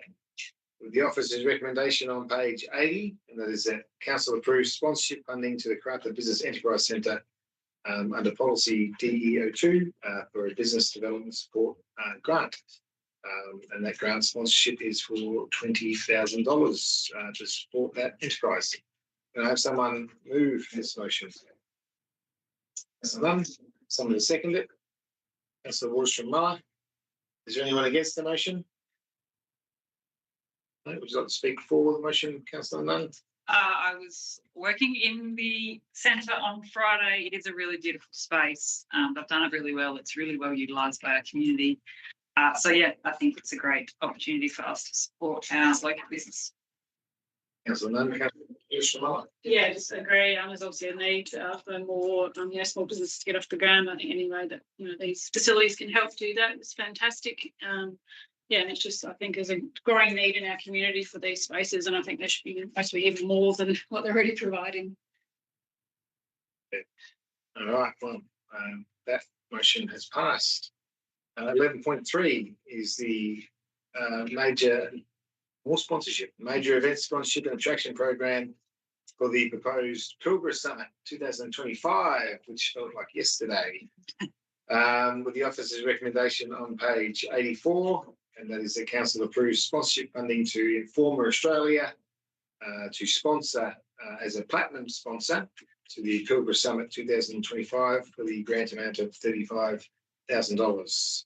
And 2, approved by absolute majority an increased budget allocation of $20,000 from our Economic Development Reserve to cover the shortfall that is in our MISAT budget. Can I have someone move this motion? Councillor Nunn, to second it. Councillor Gillam. Anyone against the motion? No. Councillor Nunn, would you like to speak for it? It's always a really great opportunity for some wonderful Pilbara networking, for learning about what is happening in our region. I think it's also about time that we committed to being a Karratha event. Yes, I'd just like to add, I think the 500 people that come to town for that event is really, really good. Getting sold out, got to get it early, so certainly start to take a toll. Great for Karratha to move forward, holding on to that one and keep developing others.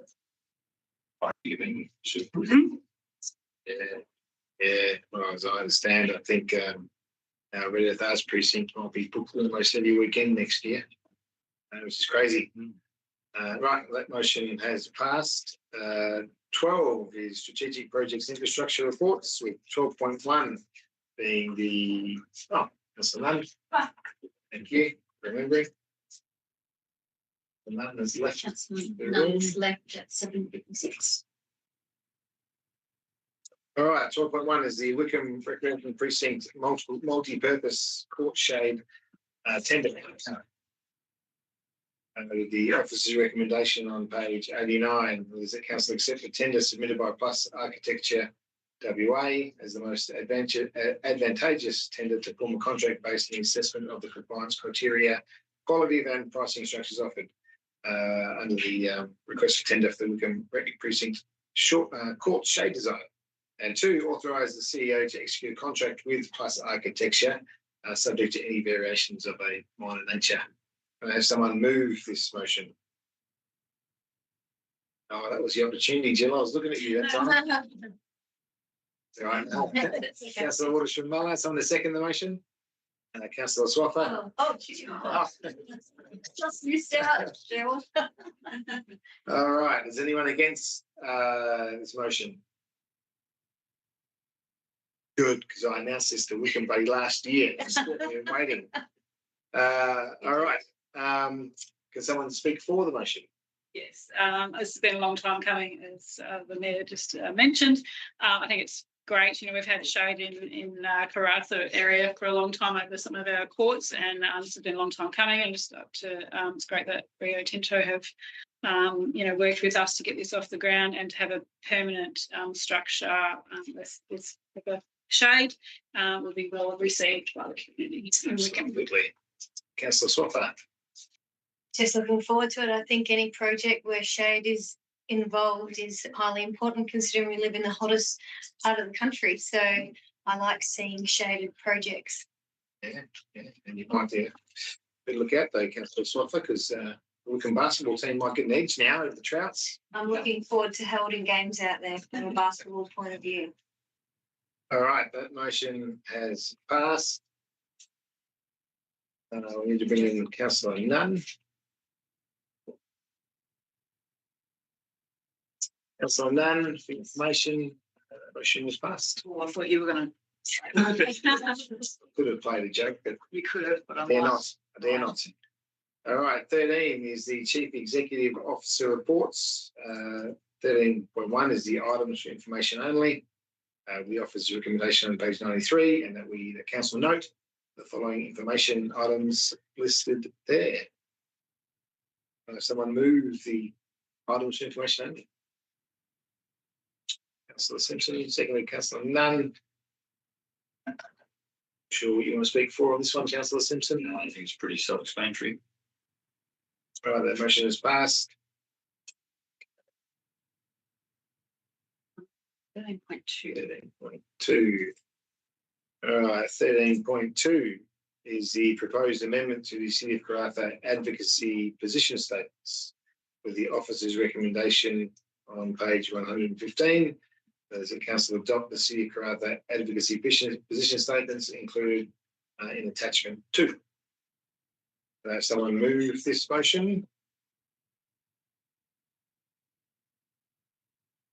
Councillor McNaught. Someone to second the motion. Councillor Nunn. All right. Is anyone against the motion? Councillor Johansson. Okay, Councillor McNaught, would you like to speak for the motion? Sure. Straightforward advocacy positions that we've been discussing for some time. I appreciate they need to be updated every now and then, and obviously this is the process to do that. Councillor McNaught. Councillor Nunn. Agreeing with Councillor McNaught. Okay, Councillor Johansson. Speaking against? Nothing to say. Nothing to say. Okay, well, we'll put it to the vote. Those that are in favour of adopting our position statements for the amendment. 2, 3, 4, 5, 6, 7. I'm in favour. So that motion has passed. 8.1. Right. 14 is motions of which previous notice has been given, which we've dealt with. 14.1. 14.2 is straight.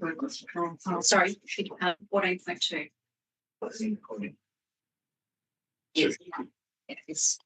Okay, 14.2 is a notice of motion from Councillor Johansson in the reduction in councillor numbers.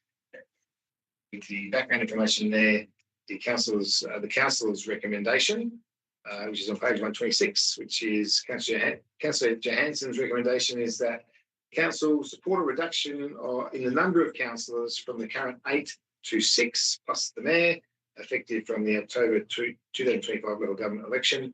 2, direct the CEO to conduct community consultation to seek feedback on the proposed reduction. And 3, request that city staff present the results of the community consultation on the draft submission to the Local Government Advisory Board for council consideration. Someone move this motion. Councillor Johansson. Anyone to second it? I'll second it. Oh, yeah, we need to get it on the table. Yeah. All right, so Councillor Simpson has seconded it. Anyone against the motion? Okay. All right, noted. All right, Councillor Johansson, would you like to speak for the motion? Yep. I think a lot of the community doesn't understand like the public act itself. It shows in there that for councils with under 75,000 in population, you only require 4 councillors and the mayor. Reducing the number of councillors to 6 offers significant benefits to governance, community representation and resource efficiency. It'll result in cost savings because we, seem to be short on funding at the moment. So it'll allow us to put funding into other areas that can, help and benefit the community. These savings could go to community projects, initiatives, and ensuring better value for ratepayers. Having fewer councillors enhances accountability in comparison to a few other councils. when you look at some of the larger metropolitan councils, you know, you've got Joondalup, 115,000 electors, so it's 9,500 electors per councillor. Swan, 6,000 electors per councillor. Coburn, 10,000 electors per councillor. Like, it shows that those larger cities are able to do the same role that we do, you know, and they've got 8,000 electors, you know, 4,000 to 8,000 electors per representative. Why do we need so many of us sitting around a table when we're just nodding our heads to pretty much the officer's recommendation on a majority of subjects? So I've got actually a question. How many of those local governments that you just listed, how many councillors have they got on there? I can. City of Stirling, 150,000, 14 councillors, 10,000 electors per councillor. Joondalup, 115, 12 councillors, 9,500 electors per councillor. I think our current thing in the motion, doesn't it show we're about 1,400 electors per councillor? And this will only lower us to 1,800 electors per councillor, so it's still, you know, a fraction of what others are operating on larger councils. Thank you for that clarification. Councillor Simpson, there you go to the table. Thank you. Speaking Yes. for, Yes. against. I think the seconded, Yeah. So what we might do, Councillor Simpson, is we'll get those that voted against it. If someone would like to speak against the motion, Councillor Soccer. Yeah, I just think given the growing size of our community and our aim to be representing, you know, 50, 60,000 people and the inclining the population across the community, I just don't think that the reduction serves the purpose of representing our community. So I think with the number of councillors that we have around the table now, it gives us that broad representation. It's an adequate representation and it allows us to hear more voices. And I think, you know, given tonight's conversations and different levels of topics, I think it's important that we do have a variety around the table. And even getting down to the community representation and getting out and about into community and representing council, reducing that number and given that our region is quite different to metro councils, I think it gives us that opportunity to better reflect and represent our community. Swaffer. Does anyone else speak against it? Councillor Nunn. Whilst I do agree that we need to realign our council numbers per election to make that an even spread, I think that is something we can progress in the future. I think we do consist of 5 very different communities, and for me, it is really important that our outlying communities get a chance at representation. I believe that reducing a number of councillors will reduce that opportunity. So I would support remaining at the numbers that would be at the 2025 election. Thank you, Councillor Johansson. An opportunity to close the. Not really much more to say. It seems when we have a hard decision, we put it out to the community for a survey. And even when we get those results back, we don't listen to the majority of the community anyway. So why do we need all of us here? Okay, and we'll put it to the vote. So those for the motion.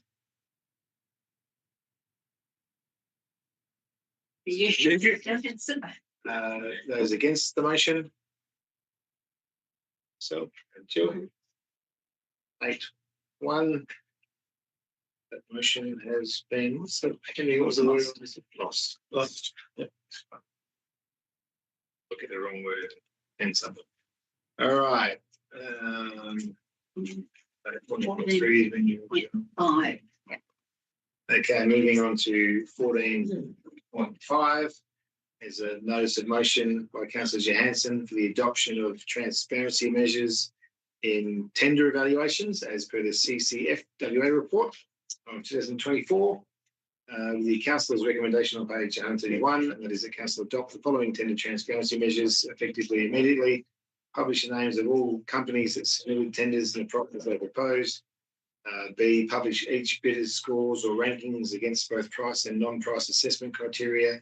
C, provide a detailed explanation of how the scores were determined, including a summary of the tender evaluation process and reasons for selecting the successful tenderer.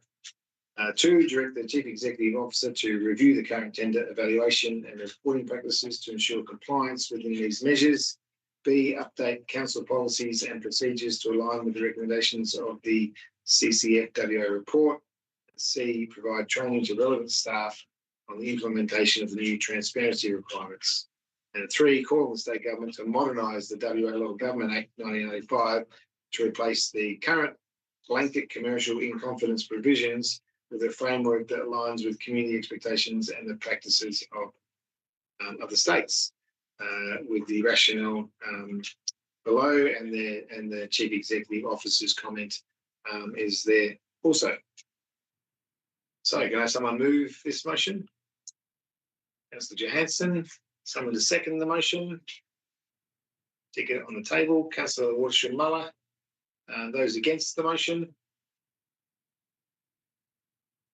Okay, noted. All right, Councillor Johansson, would you like to speak for the motion? Is there much point? Basically, when you look at other councils like Joondalup who have adopted these policies, and when you look at other states like South Australia, New South Wales, they've started to adopt this rationale. It's not uncommon. It is being done around different areas of Australia. I understand we live in Western Australia, and the common term for Western Australia is wait a while, and we're behind, the rest of the civilized world in developing things and our procedures. And we seem to wait until everyone else has done it until we do it. If you look at, the other councils that have done it, and if you want to, broaden your scope and go and investigate, then you'll see that these other councils do really well. And it takes away I'll look after a mate better than I'll look after any other, business in town. Takes away the in-house mates looking after mates, purple circle. But yeah. Thank you, Councillor Johansson. Councillor Waterstream Muller. If those against, anyone want to speak against the motion? Councillor McDonald. I couldn't agree more. We need transparency, but there's always going to be a level of commercial confidence information. We can't share everything. Otherwise, as the report identifies, you'll find that the limited suppliers that we do have stop participating in some of our tenders. So all for transparency, but unfortunately, there does have to be a limit on the information shared. Yeah, Councillor McNaught. Anyone else? For or against? Okay. All right, we'll put that to the vote. So those for the motion. Those against the motion. So 8-1. That motion is lost. All right, 15. Question of honours which students have been given. There's nothing. 16. We have dealt with.